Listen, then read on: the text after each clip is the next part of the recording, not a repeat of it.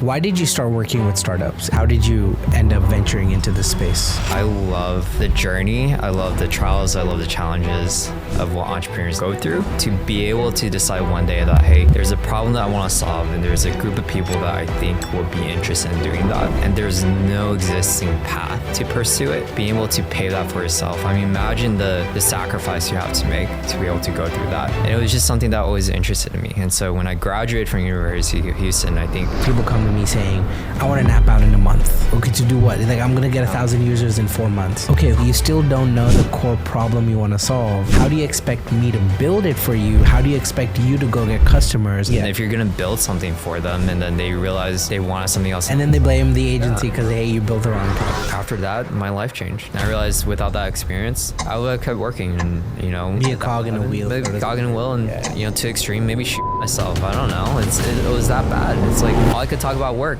This is how bad it was. It was so bad that like 4 or 5 years ago, my friend said, I'm coming to Austin. Me and my friends are getting a boat at Lake Travis. I'd invite you, but if you bring up the business model campus, you're getting kicked out. Also 3 years ago, there was a room, myself, and then there's 20 or so community leaders from all the chambers, Capital Factory, and a bunch of people. And the question to everyone was, welcome to Funds and Founders. This weekly show is tailored for Austin founders navigating the early stages of their entrepreneurial journey. I'm your host and fellow Austinite, Abhinav Sinha.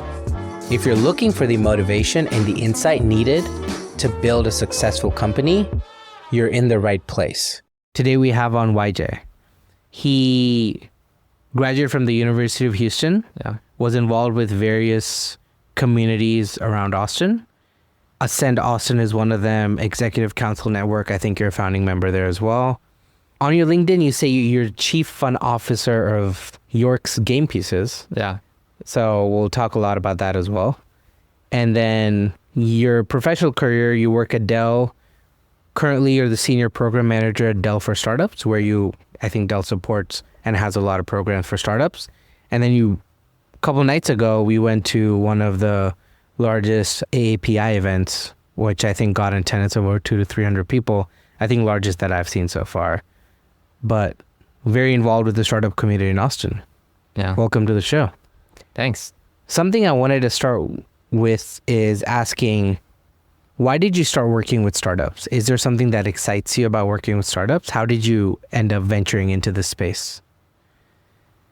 I think it was always interesting. I mean, if I was talk about how I got involved, I think it would probably start when, as a kid, I was the type of person who just loved everything, who loved learning about everything. And it may have stemmed from potentially even an insecurity in a sense that I saw people who were really passionate about magnets or really passionate about, I love swimming. I love learning about the different forms, and backstroke's my favorite, even though for me it gets water in my nose. It was just really intrigued about why people were so sure about themselves. And certainly there's a lot of people who aren't, but had very interesting hobbies. And it always made me think about why you chose certain things. And why does that relate to startups is because as I kind of looked into my educational career, I struggle with figuring out what that one major I want to, as a lot of people probably had. And I remember talking to my advisors, can I just triple major in all these different business majors? And they're like, well, there's this entrepreneurship degree that you can apply for. So I got involved with our entrepreneurship program at the University of Houston and got selected to be one of the 40 students for the whole Center on Entrepreneurship. And it was a phenomenal experience. We were given patents from the university to look to commercialize. Nice. Got to meet Warren Buffett because of it too, and had a really interesting conversation with him at the visited Nebraska Furniture Mart and then the Omaha Steakhouse, and really talked to him about how he was as a kid and even now. I think that was something of realizing that I love the journey, I love the trials, I love the challenges of what entrepreneurs need go through to be able to decide one day that, hey, there's a problem that I want to solve and there's a group of people that I think would be interested in doing that. And there's no existing path to pursue it. Being able to pay that for yourself. I mean, imagine the sacrifice you have to make to be able to go through that. And it was just something that always interested me. And so when I graduated from University of Houston, I think trying to, continue to see what that looks like for myself was always something that was I was interested in. And even now, like, one of my favorite things about working with startups is just getting to know their stories. It's like, why this startup? Why this podcast? Why did you decide to do the things that you're doing now? Or, why are you so weird? And it's like, just like conversations, like what made people interested in doing the things that they're doing. Makes sense. And so it'd be safe to say you're working very closely with startups in various capacities, right? Whether it's the communities in Austin or via Dell. Have you ever thought about starting your own company? And I would say York's Game Pieces is your own company, but outside of that, like a proper SaaS tech company, has that ever come into mind or play, or is it on the back burner for now? That was actually something I struggled a lot with, between loving entrepreneurship, but for some reason didn't care much about being one. And the whole thing with York's Game Pieces, York is my little brother's name. Okay. So in fact, like, he started and being able to help him with this journey was really something interesting, and learning about how to work with family. Nice. How do you resolve these conflicts? I think that was one of the best experiences, I think, me as a family. I had to remind myself that, working on business together doesn't mean quality time with your family too. Yeah, 100%. So I also had to learn that really early on. But all that being said, is that with York's Game Pieces, I have 730 printers. We sell on Etsy, Amazon, and a few other sites. If one day we stop getting sales, I'm not going to lose sleep on it. I think I realized, and it took a while to get here, was that I love learning about stories. I love collaborating. I love working with founders. I love being that person that can help daydream with you and figure out, how can we make this better, what the future looks like. But I realized that I would love to be that coach or supporter. Makes sense. I think I have absolutely no interest in doing anything myself. I have no interest in building my own business unless I've reached out to everyone and there's this problem that no one else is solving. And even then, my goal would be like, let's help solve this problem, and then who else cares just as much to take it over and fix it. Makes sense. I like that. Do you ever worry about not being able to help or relate with an entrepreneur because you've never been on the other side? Or do you feel like you understand enough about the journey to be able to support? And the reason I ask is there's always that notion of, like, when you talk about VCs, right? Yeah. People will be like, hey, you're just an MBA grad who's signing checks. Yeah. What do you know about building a company, right? Do you ever worry about that? Or do you feel like you understand enough of both sides? I understand enough of what I know and what I actually don't know. So when I do come up with questions, like, I also make it very transparently and clear to everyone. Guys, if you're asking me how to make money, we're both going to go broke. I've never been in a position where I've had to ask for funding or to ask for investment. I've had started companies. I've started companies with friends. I've started marketing companies, agencies. I've learned how to hack into my neighbor's routers when I was a kid. So learning, HTML back then, and learning, how do you code based off the videos on YouTube and Google. And now that we have like a lot of these AI platforms, I can literally spit out the code. So am I the type of person who can look into code and figure out, how do we modify things? Have that experience and acumen talent? Though, am I the developer? No, that's not my role. It's not my strength. Am I the person who is really good about asking for funding investment? No, also not my talent, my strength. Now I can work together, figure out how can we tell an emotional story so that we can be friends with these investors. But potentially, when it comes to like, hey, have you exited a company? No. And in fact, I realized relatively early is that my role in life and in this world is to be a collaborating visionary that enables discovery for communities to see what's possible. And I share that with my family, my work, with my community, saying and telling people that the conversation, decisions, and compass that dictates and directs the relationships I build, the conversations I have, it's always about enabling discovery. And what I mean by that is that if you're trying to build a community, if you're trying to understand how to build something sustainably, and that could be for your family, for your church, or whatever religious affiliation, or for your work, how do we share with people that we can build communities in a way that's sustainable? I'm tired of social workers going homeless. I'm tired of potentially organizations that see community efforts as cost centers and not necessarily things that could potentially drive product insight or sales or marketing. 100%. I make it very clear and transparent. Like, this is what I'm going to talk about, and this is the only thing I care about, and this is how I can support you. And everything else, we have a lot of friends. No, I like that. I also strongly believe in understanding your lane, understanding where your skill sets are. Similarly, if I'm talking to someone, I can talk a lot about how to fundraise, but I'm going to caveat that by saying, I have never done this. So this is my opinion. This is what I think works based on conversations, based on people I've had on, but very corely understanding, hey, this is my lane. Here's how I can. But tell me how it went, right? Asking like, I've just shared this with you, but let me know how it goes. Was all my advice like complete shit? Yeah. Yeah. And 100%. And I think also early stage founders get the wrong information from social media because there's so much content overload. It's very hard to know right from wrong. Yeah. Part of the reason I started this was I feel like entrepreneurship is a 5 to 10 year journey at the minimum, if not longer. I think the average successful age of an exited founder is 46 or 48 or something on the higher 30, higher 40 side.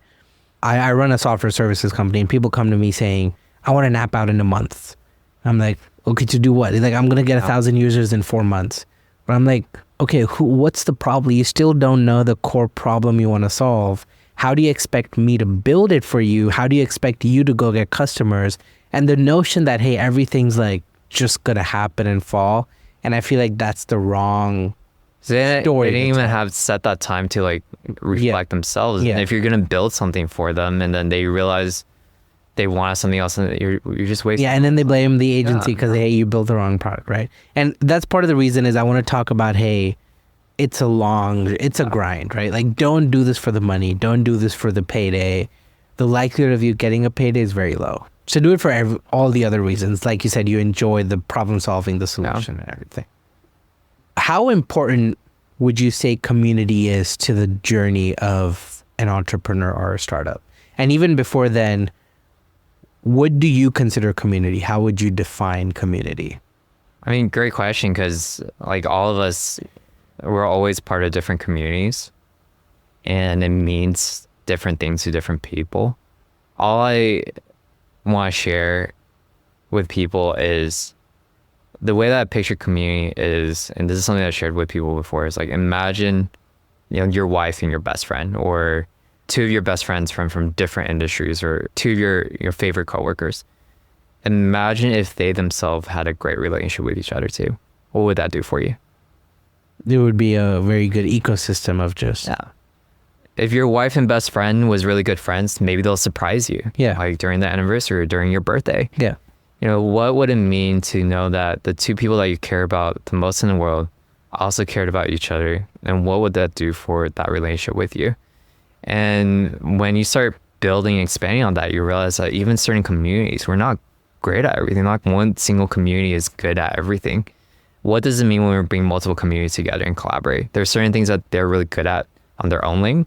And then what if we collaborated together? And then now we're talking about how do we build strong ecosystems, right? And in biology, we learned that developing and learning and understanding ecosystems is learning about how community of organisms interact with each other. Yeah.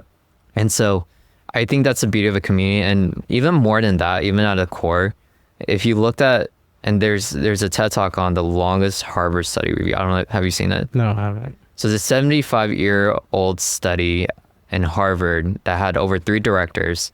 And what they did was they interviewed 200 men in the course of every 2 years, interviewed them, and they followed them through their life.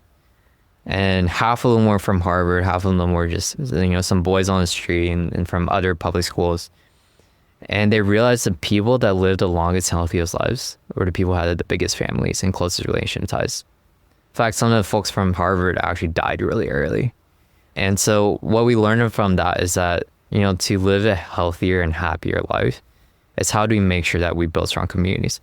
Is it saying that, oh, well, what about the sacrifice I'm doing with a startup? Well, there's also a community of entrepreneurs that also understand that journey and can make it really easy for you. You don't have to do it alone. In fact, solo founders probably pissed me off the most. I was like, talking to this solo founder who's spent 10 years in startups and tech, especially. I was like, if you hadn't made any moves by now, I don't know when you will ever be. But even then, I would ask them a single question. It's like, do you think your competitors are doing this by themselves?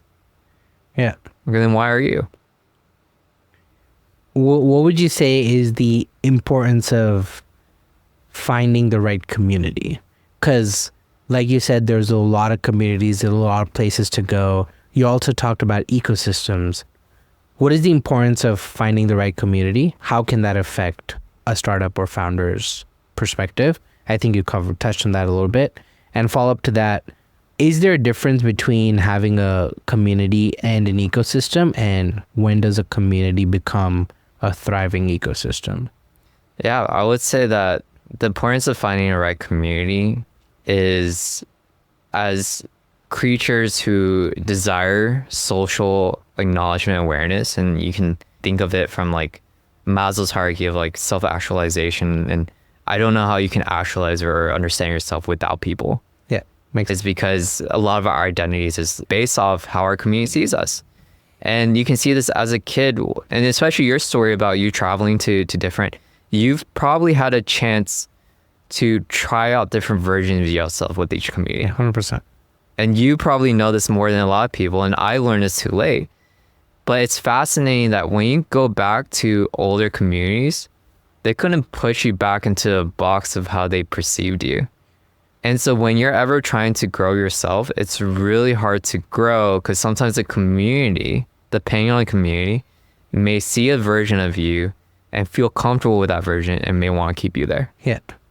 And so I share that because that can literally make or break your life by putting yourself with the right community. And there's, all these verbiages and adages that talk about, well, you're going to be the sixth of your first 5 friends, right? Yeah, If your first like 5 the average of your friends. Yeah. Yeah. And so I think that's important. Now, the difference between ecosystem and community.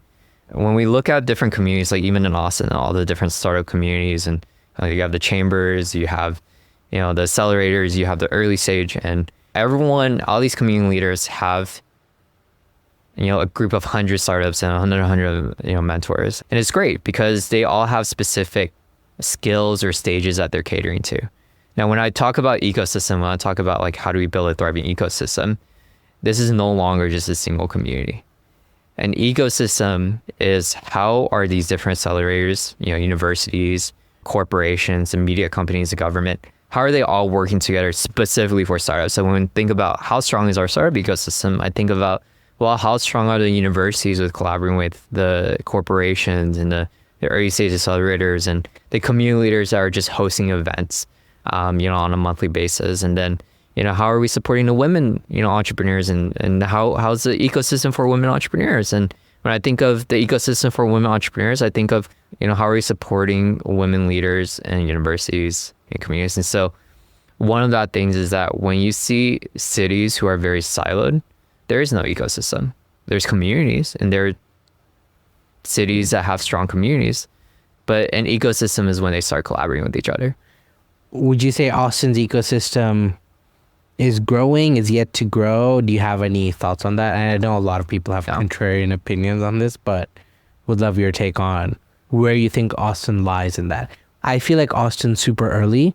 I feel like there's a lot of momentum that Austin can use, but I also at the same time feel like it's not, and I'm talking purely from a startup perspective, I feel like it doesn't thrive as much as SF or New York because you need someone on each stage of the journey to be part of that ecosystem for the ecosystem to thrive.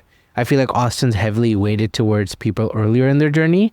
There's not as many people who have exited, been there, been successful, who are coming back in the ecosystem like, oh, hey, let me help you do X, Y, Z. That's my personal take. And the funny thing is that that's like everyone else in Texas is like, oh, we should go to Austin. And then they learn about those things. And in a sense, I've also had the privilege to see how other ecosystems, Atlanta, Detroit, Chicago, and see how they build. And certainly, no one thinks about the Atlanta startup ecosystem. And I can tell you Atlanta startup ecosystem is phenomenal. And there's a lot of things that we can learn from different cities. And all that to say is that you're right. I think Austin, there's been indicators the past actually year and 2 years where it shows that we've made a lot of changes on how we are collaborating with each other. So I'm really excited to say that, like, I think for the past 6 years, the last 2 years and most recent years were 2 years when I felt like we had made more changes than the first 4 that I've been here. And a lot of that has to do with certain communities that are starting to build up, and the leaders of those communities have a strong desire to collaborate with each other. I agree with that. And I think it's in the middle of, like, it could become really good, right? But at the same time, it could also just crash and burn in terms of just not the right things happening, right people. I would say the only thing I have not against, but what I see could be a potential downside to this growing ecosystem is when you're fostering super early stage companies, you need support for them. You need early stage funds. You need people who are going to write pre-seed checks or angel checks and not want traction and not want revenue. And friends I know who have been raising, who are relatively early stage, are getting that response of like, oh, come back when you have 20K MRR, right? But they're raising a pre-seed or angel round to go and prove out their validated idea. When they're at 20K MRR, they don't need to come back. They're going to go raise their Series A or whatever, right? I feel like when that changes, if that changes, I think it'll foster a lot more. I know folks who have moved from Austin to SF to raise a pre-seed round because they'll get lesser friction from an SF investor than an Austin investor. We're a little bit more conservative, for sure. I think that's fine. I'm not saying that's wrong. I feel like depending on the ecosystem that needs to be built, that might need to sway one side or the other, right? 100%. Because it's going to then dissuade super early stage from trying to come here, build the relationships. And how do you find community? As a part of Dell for Startups, you've gone to a lot of cities. You've been a part of a lot of things. Do you have recommendations on how early stage founders can go and find community? And if you want to segment to Austin, we can do that as well. But how should someone go and find community? Because I feel like it's easy to find community. It's hard to find the right community for whatever I'm doing, trying to do, building, whatever. I think it's the same thing as how do I find the right agency? Be very clear what you're looking for, right? And be very intentional on what are the relationships that you want to cultivate. And then in addition to what are relationships that you want to cultivate, what do you need to embody to be able to have those relationships? And so when I think of like, how is it easy to find community for me at my stage of my life, it's because I'm very clear what I want. I tell people like, all I care about is collaborating with visionaries to enable discovery. And I'm here to try to help community leaders to figure out, how can we be more intentional in our engagement? And just that statement alone, it's really easy for me to go to these different organizing associations, say like, this is my role, these are my gifts, this is how I want to contribute. And why do I want to contribute? Because at the end of my life, all I care about is supporting underserved, communities with resources. And this is something that I'm taking to my grave, knowing in full well that every day of my journey, I move towards that. And if I'm clear in that statement, am I clear with what I want and why I want it? I realize that there's a lot of people that will love to support, not because of who I am, but because of my purpose and what I'm trying to do. And so I share with people, it's like, if you're struggling with trying to find community, it might be because you hadn't spent enough time introspecting with yourself of what do you want? What do you want?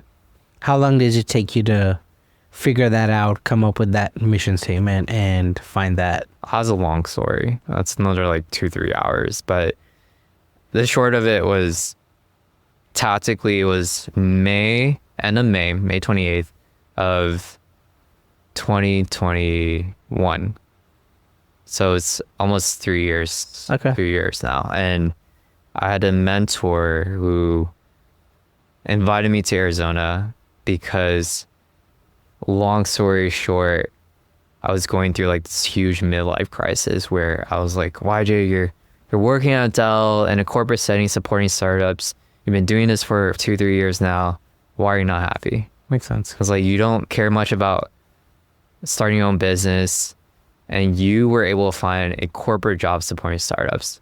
Like not a lot of people have that type of opportunity. Yeah, 100%. And it's great now because I have the friends in at Intel and NVIDIA who are all part of the startup. And I can tell you that like it's a small community of people in corporate supporting startups. I was asking myself, you got to learn, you got to talk with all these entrepreneurs and you got to support corporate. Why are you not happy? And I realized I spent so much of my identity at work, in business and startups. I didn't know how to relate to people. I didn't know how to resolve family issues. I didn't know what community. I didn't have faith. I spent a lot of my years as an atheist until I figured out my relationship with the universe and with God. I remember one time was because I had a friend who passed away and this was a friend that recruited to Dell who, you know, his first month was like, YJ, love my job, love my manager, come meet my girlfriend. I was like, man, I've been here for like 2-3 years. You're dating someone already. You love your job. You're so happy. And like, stop fucking working, YJ. Like, come hang out at the pool with my girlfriend. And then he passed away one day. And his last conversation with him was him telling me that he was on a call with my little sister and helping her with a breakup. I was like, man, how's my little sister doing? I don't remember the last time I talked to her. That really made me very self-aware. It's like, I don't really have direction. Like, I think for all intents and purposes, I should be content. But why do I not feel happy? Yeah. And I think a lot of people feel that way. You know, it's like, look, I'm working towards this, and then one day they have a midlife crisis and they say like, I don't know what any of this is for. And this guy one day who worked at Intel at the time asked me how I was doing, and I just started crying. And I was like, I don't know. And he was like, why don't you come to Arizona and let me help you out? And he did this thing called a life plan, which is created by this Peter Drucker and Tom Patterson. And after the first day, I realized what I want to do for the rest of my life. And I knew it was a purpose because it was something that applied to my family, my work, my spirituality, my community, and then myself. And the second day was, how does that actually get realized? What are the tactical things to be able to live it? And learning what did I need to surrender myself to make sure I live life with purpose. That week, talked to my manager, said, this is all I care about. This is what's going to keep me at Dell. Talked to my family and said like, hey, this is how we should be better at working together. And a year ago, we had a whole family meeting, and, you know, I'm also a licensed strengths coach, and we had everyone's strengths finders, or top 34. I don't know if you're familiar with it, but it's an assessment that identifies there's 34 talents. What are your top 10? And how do we focus on our strengths? And community is about how do we leverage each other's gifts to support each other. And my family had everyone's assessment and realized, man, it's not that we didn't try, it's that we struggle with certain things. My family stopped arguing ever since then. Me and my siblings have a weekly meeting talking about love, life, and business ever since then. And going to figuring out what faith means for me, and then, you know, serving at my church, and then, you know, learning about other people's faith journeys and figuring out how do we support people who believed in similar things, right? And then also understanding like, what does community mean? You know, how are we working with students and everything after the 2.5 years. But what happened in that one day was introspection with my whole life leading up to it, all the turning points in my life, and realizing that nothing was necessarily random. All the times that your life has changed and with your perspective of life changed, and how that impacted you personally, vocationally, you know, spiritually, community, whatever that looked like. Like, if you were to spend time, and I truly don't think you can do this alone, because you need people to call you out. It's like 100%. I think what you just said is a bias of how you're trying to frame yourself. Reframe it, rethink it. And realizing that if you look at your inflection point, like, there's common themes, and people who don't spend time reflecting on that, they might not even notice it. I remember I was in like 7 different student orgs, you know, in college. I was working part-time, and I was volunteering at my high school. I had the most amount of volunteering hours, but I was like the dumbest kid, right? And, you know, I remember just doing random things and having random hobbies. Like, my first hobby was photography, and then I played drums, and then I did, you know, swimming and all these other things.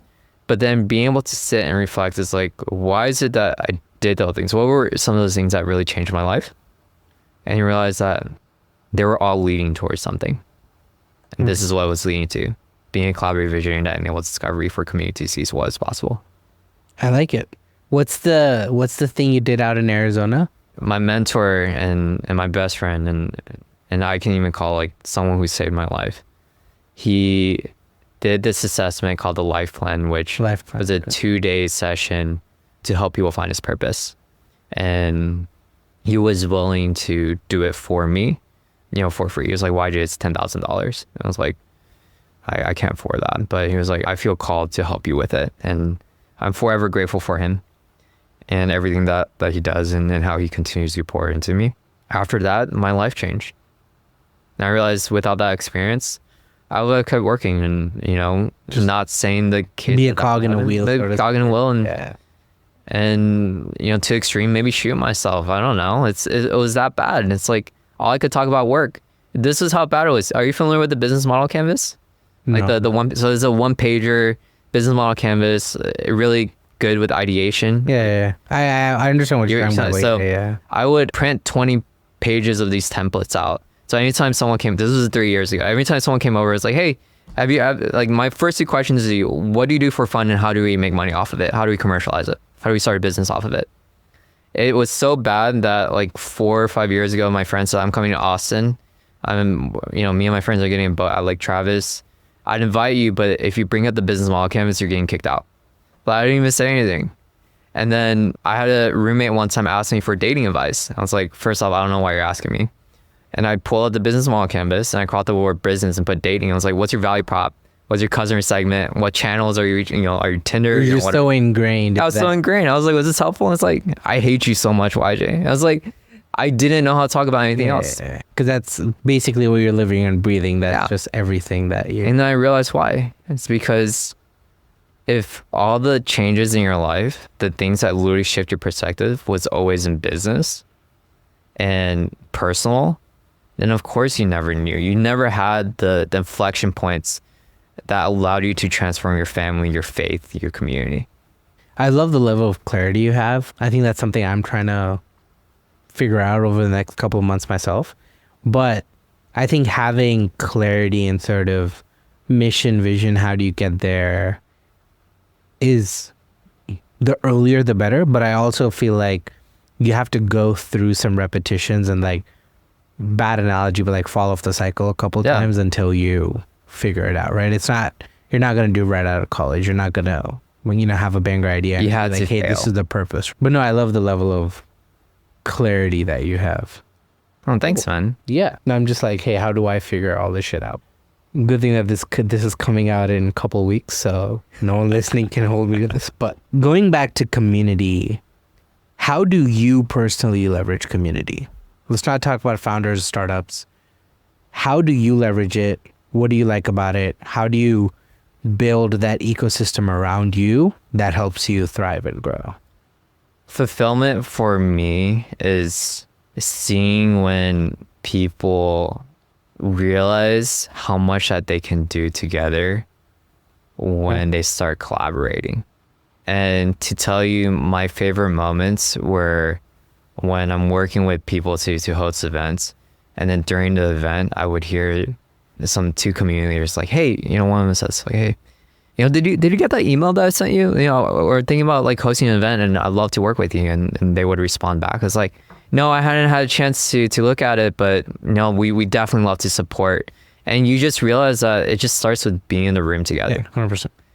And that's what really drives me, because at the end of the day, I know that if these two people are meeting, like the 100 of people, like both of them are influencing, not even caring about the startups or potential businesses, but what about their families? Yeah. Like, what would it mean for their two families to come together and to realize like, hey, this is how we can support each other? And so at the end of the day, like for me, it's always truthfully taking myself out of it and figuring out how we can help people build relationships with each other. And that's what, for me, community building is. Do you have a moment from the past couple of years that stands out as, hey, that was like one pivotal thing that you were able to help? I don't want to use the word influence, but like you were involved somehow, like putting 2 and 2 together and something great happened out of it. Does something stick with you over the past couple of years, or are there just too many of those? I mean, at this point, there's a lot of them, but I remember a lot of them vividly, just realizing my purpose. One of them was we hosted an event in Vegas, for Dell. And we had this whole, pitch tour where Dell was visiting different cities and tactically was trying to bring all the community leaders together. And also knew that, if we brought together, what it means is that certain communities that they serve may learn about other resources that also exist in that city. And I remember hosting like this pitch showcase in the city of Vegas, and then being able to follow a few months later, hearing from the University of Las Vegas, their Economic Development Center, was like, hey, we started hosting pitch competitions. And now that we know, how to do them and run them, how easy it was, it's like, we started doing this. And then hearing, other cities started, one of the panels that we did is the state of the startup ecosystem in multiple cities. Hearing that people were also hosting and organizing these panels. And then also 3 years ago, I believe it was 3 years ago, I remember there was a room, at the Round Rock Chamber, myself, and then there's 20 or so community leaders from all the chambers, Capital Factory, and there was, Cherie from Fiesta. There was a bunch of people, Mark Nathan was there as well, like all in that one room. And the question to everyone was, what are challenges? Why are we not working together? What are the things that we could be struggling with? It was the first time a lot of these community leaders, even though we see each other at our own events, like was intentionally in this room together to talk about what can we be doing to help Austin out. And I remember someone coming out to me and was like, YJ, we tried doing this 10 years ago, but it's just fallen apart. I was like, I'm glad it's being brought back again. I hope, continues. If anything, whether or not it continues today, was like having that meeting to share like, hey, we're all here. Like we all live here. Austin's such a small city geographically. Like guys, it doesn't take long to see each other. It's not that hard to meet. And to talk about, here are the shared challenges, opportunities, and then stemming from that conversation, someone started hosting a get-together for Austin women entrepreneurs, led by Leslie Robinson, right? And so slowly there's these seeds that get planted, these meetings that get planted, just because we're putting people in the same room. And so there's multiple examples of that and all across the US that we support. Nice. I like that. I think Mark mentioned this. I had him on early in one of the first 5 episodes, and he talks about how one of the issues that Austin has is, one is discoverability, right? I've been going to events every day for the past year and a half or 2. So I have a system to find events. I still don't find all of them, but there's stuff I can find more than the average. Mark was talking about how someone tried to make like a Austin tech calendar, but the place that it falls short is people start getting political about, okay, who decides what goes on that central calendar? Who's the deciding org, right? Who decides whether a startup thing goes on a tech thing or like an e-com thing goes, and that's where it starts falling short. So I know a bunch of people who are trying to make like calendars, but I feel like discoverability of such events to then go find the community is also a partial challenge. It's not like a big challenge, but it's for someone new to Austin, everyone keeps asking me, hey, how do you find all these events? It's not rocket science. Like once you know where to look, there's probably only 20 or 30 like web pages to look at. But really tough because the community leaders want to be very protective. And for all the right reasons, we want to make sure that we're creating shared values and we're making sure that we're protecting our internal members from potentially bad actors. But there's also this level of, let's just trust that our members know exactly what they look for. They can weed themselves, and maybe there's a community that's actually better for them. Yeah. And if we want to talk about ecosystem at a community level, sure, gatekeep all you want, right? I see boundaries, healthy boundaries, as a good thing, not necessarily exclude people out, but to show like this is how the right people can be part of my community. 100%. But if we're talking about it from a city level, like, hey, if we're trying to build ecosystem, there's no gatekeeping involved. Naturally, with a city as small as Austin geographically, people will know who the good people are. Yeah.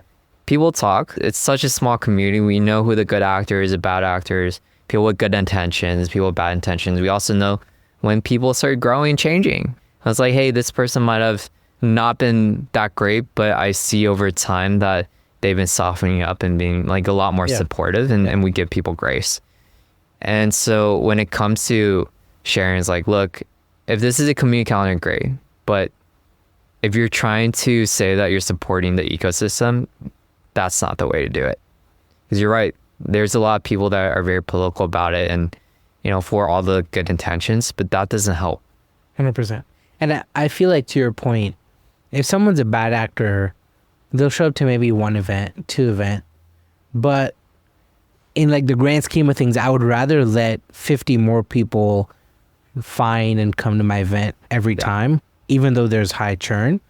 But I want to then find those one or two or three people who add value, who need help, who need support. And it's one of those like discoverability problems of, it's going to take a lot longer if you do 2 at a time versus if you do like 50, 60 at a time. Maybe it could also be a scarcity thing. It's like, what if Abhinav leaves my community? It's like, well, if he leaves, then it's probably because he found someplace that he'd rather be in. Yeah, 100%. It's okay. Yeah. Like, you rather have people who explore your world and decide to come back to you. Yeah. Like, those are people I'd rather be with. Yeah. Right? People who, out of all the options that they knew existed, they still decide to hang out with me. 100%. I'm a part of a lot of Slack groups, a lot of Slack communities. I'm barely active in any of them. But at any given point in time, there's one thing top of mind for me, and I will go to the community that supports that. Yeah. And because all these communities are focused on certain parts of life, right? But 100% agree that there's times when someone graduates, they move on. If there's a community for builders, at some point you've built, executed, and you're not a builder anymore. Doesn't make sense for you to be part of a community of builders if, you're relaxing in life right now. But 100% agree. Do you have any recommendations for local Austinites, early stage folks? Where can they start? Do you have anything off the top of your head where you're like, hey, check out these 1 or 2 or 3 places, communities, resources? I think there's a lot. I think the Austin Stars Facebook group is one. I think Sherry does a really great job with the Fiesta events. I think a lot of chambers, they may be a little bit scope, but they're also kept in loop with all the things that are happening in the city. And I didn't even know there's so many chambers. I knew there was a lot of chambers. I didn't know there were so many until I came to the event the other day. I was like, okay, I didn't know there was an Indian chamber.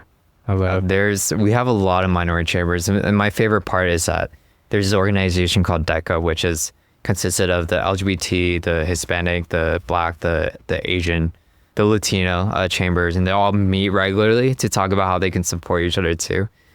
And so there's a lot of different communities and groups, and even in the startups world. But if you're new to Austin, probably the first one is just engage with some of these Slack channels.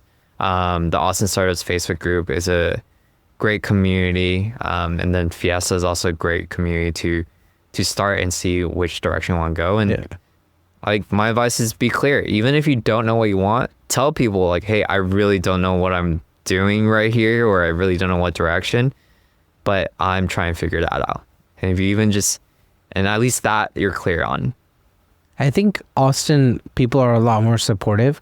I feel like if in any Austin community you're like, I'm winging it, I'm trying to figure shit out, more people be like, oh, can I help you with XYZ? Versus you don't get that vibe in SF or New York as much because they're more like hit the ground running kind of places.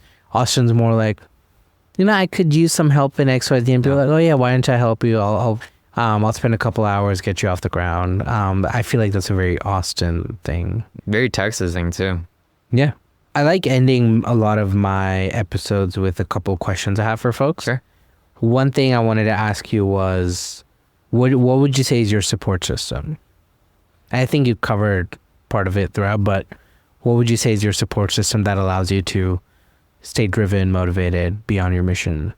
My partner, for sure. She's the type of person that's really good about grounding me. Okay. Family, certainly. My mentor, who is still continues to check in on me every single week, who I constantly just am amazed that he's willing to spend and invest in time. And it feels weird. I was like, I'm not deserving of this. And for him, I'm just doing my purpose. It's like, my purpose right now is calling me to support you. And I shared with them, there's no way I can pay him back. The only way that I can pay him back is to really just pay it forward, and in the best way that I know how. And I think just realizing that these affirmations. Like when people come up to me, it's like, YJ, like this means a lot. It's like, even if, and I can probably share this with all the community leaders, probably feel the same way. Sure, sometimes we're hosting events, we're running around, trying to meet people, trying to get people included. But if you spend time and just like go up to them and say like, hey, this is what you did for me, whether or not you were intentional about it, that's so helpful, and that's so affirming, that gives us the encouragement to continue to keep going, because it is all work. I don't think anyone one day decided like, hey, I want to have all the challenges and problems that comes and all the drama and politics that come with running an event that has 900 people on there and 12 community leaders. It's a lot of work, and if you take it personally, you're gonna lose the white hair. I mean, it's similar to like who runs the biggest community in the U.S. is our president. You look at those 4-year transitions and they're like, wow, it looks like you aged like 20 years. And similarly, every single community leader, when they do it, it's very personal for them. So for the community members to share with them like, hey, this is what it did for me. 100%. And that really supports and drives us. Nice. I like that. What are 3 resource recommendations you have for folks early in their journey, or folks looking for community, or folks local to Austin? Pick whatever you want. Just 3 resources. They can be groups, books, communities, blogs, whatever. There's one thing to take away from this is you hear it in my conversation, you hear it in the value that communities bring, but finding the right people in your life. Yeah. And I've shared this where I call it the 4 P's of mentoring. There's 4 types of mentor relationships that you should have. One's a professional mentor. So any one that's doing something that you see yourself potentially interested in, every single title, job, or industry, find a professional mentor. It's people with 10, 20 years of experience. It could be a startup founder, serial entrepreneur, it could be an investor, it could be a governor, whatever it is.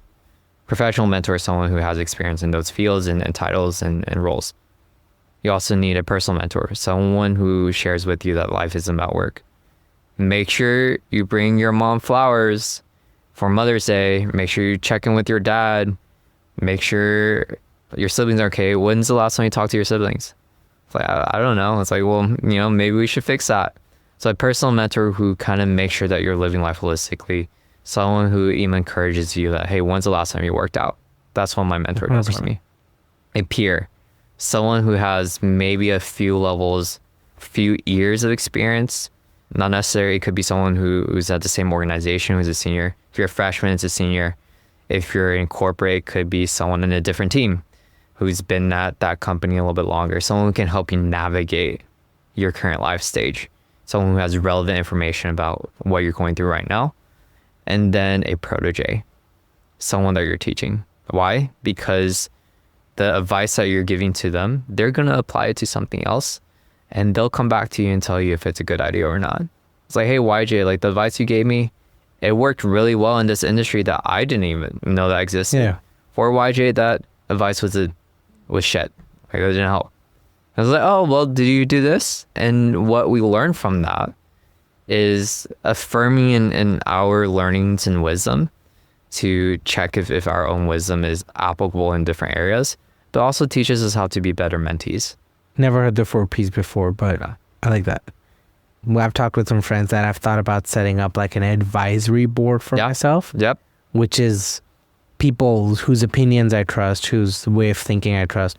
Slightly different facets, right? But like my thinking was, can I set this up and just have 30 minutes a month? I'll run you through what I'm doing, what I'm planning to do, what my plans are. And you either call bullshit or you tell me, hey, I would think about this another way. And then I go and I do my shit and then come back and like, this worked, this didn't work, blah, blah, blah. And Gallup actually has a tool, and I really like that because it's called like a personal board of directors, right? There's this assessment called the Builder Profile, and it talks about the 10 talents that you could have to build a business, but how do you focus on your top 4?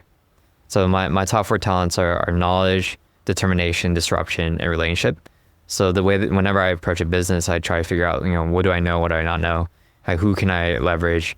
And if it's something that I'm really passionate about, I'm just going to, work really hard. And then there's also delegator, selling, independence, there's, profitability and confidence, and there's a few other ones. And but what's really cool is that it also talks about like, out of the 3 types of builders, which one are you? There's a rainmaker, conductor, and expert. And it shares that you need to have these 3 types of people in your business to make sure that you can grow and scale in the next 3 to 5 years. It's not saying that, and as founder, you're probably doing all 3 at once, but you need someone who's very profitable oriented, someone who can focus on bringing harmony to the team, and someone focuses. And they have like these templates, so definitely encourage people to check it out. There's a book called Born to Build that comes with a free assessment and has a lot of these templates. But it talks similar like this. Who is your coach? Who is your mentor? Who is your role model? And it lists these different personas. And then I'll also ask you, how close are you with them? What type of interaction you need from them? And how often are you meeting with them? And so it also even goes a little bit deeper, similar to what you're sharing. I was like, if there's a mentor of yours, or there's a role model of yours, but I'm not close with them right now, maybe I can work on that. And then if you were too close with them, what type of relationship would you want to have with them? And then that's also how you can be really intentional with people that you're trying to help, that you're looking for help in your life. I'll check that out. I like it. And I end every show with a last question. So I ask past guests to give me a question for a future guest, and then I'll ask you to give me one as well. So your question is, what is it that makes you fundamentally human? What is it that makes me fundamentally human? The fact that I have emotions when it comes to living my life in service of others, that I have it in me to want to serve others, that I have it in me to cry, laugh, and enjoy the human experience. I think that's what makes us human, that we strive for finding belonging, that we try to strive for finding our community and try to make our community better, see what it does for us and what it does for people, and to enjoy and be grateful for all the experience that comes with it. I think that's what makes us human, the roller coasters and trials and tribulations, but all the things and joy that we get from making people happy. I like that. Very well said. What's your question for a future guest? Well, then I have to ask about their community. It's like, what is your favorite community, and what is it about that community that keeps you coming back to it? Okay. Sweet. Well, that's all I had. Thank you for coming on. Where can listeners find you? What do you want to plug? What can we link in the description? Yeah, feel free to connect on LinkedIn. A few friends of mine are actually looking to create a mastermind group. So if anyone that is in a position or interested in building a community, then we're creating really small groups of people, and we're actually piloting this. This is probably the first time I'm sharing this with anyone publicly, that we're trying to create a group to figure out how we can be more intentional about community engagement. Nice. And I break it down to science, but there's also art to it. So I want to share, there's a lot of art and science when it comes to community building.